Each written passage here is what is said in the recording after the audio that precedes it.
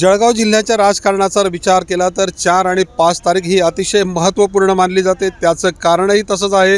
राज्याचे मुख्यमंत्री एकनाथ शिंदे हे जळगाव जिल्ह्याच्या दौऱ्यावरती येत आहेत आणि 2 विकास कामांचा ते शुभारंभ करणार आहेत। त्यापैकी आपण वारकरी भवन जे आहे खेडी गावातलं त्याच्या भूमिपूजनाच्या समारंभ ठिकाणी आहोत। या ठिकाणी आपण बघू शकतो आहे की कशा पद्धतीमध्ये मुख्यमंत्री एकनाथ शिंदे येणार असल्याच्या तयारीला वेग आल्याचं आपल्याला पाहायला मिळतंय।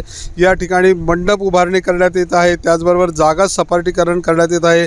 या ठिकाणी ज्या कोनशिलेच्या माध्यमातून हा शुभारंभ करण्यात येत आहे ती कोनशिलासुद्धा या ठिकाणी उभारणी करण्यात येताना आपल्याला बघायला मिळतंय। एकनाथ शिंदे हे ह्या भूमिपूजनाच्या माध्यमातून येत असले तरी राज्याच्या राजकारणाच्या दृष्टीने नव्हे तर जळगावच्यासाठी सुद्धा अतिशय महत्त्वपूर्ण आहे।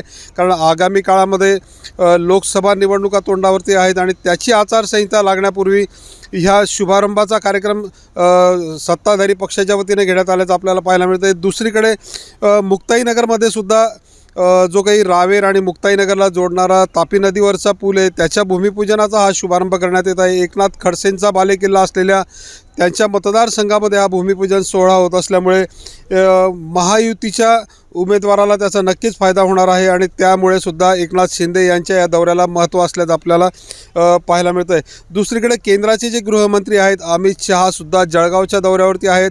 युवा कार्यकर्त्यांशी ते संवाद साधणार आहेत आणि एक प्रकारे भाजपच्या उमेदवाराला एक भक्कम पायाभरणीसाठी त्यांचा हा दौरासुद्धा उपयोगी पडेल अशा प्रकारची शक्यता मानली जात आहे आणि त्याचीसुद्धा जय्यत तयारी केली जात असल्यामुळे या दोघी दिग्गज नेत्यांच्या जळगावमध्ये उपस्थितीमुळे वातावरण तापल्याचं आपल्याला पाहायला मिळतं आहे। चंद्रशेखर नेवे, एबीपी माझा, जळगाव। एबीपी माझा, उघडा डोळे बघा नीट।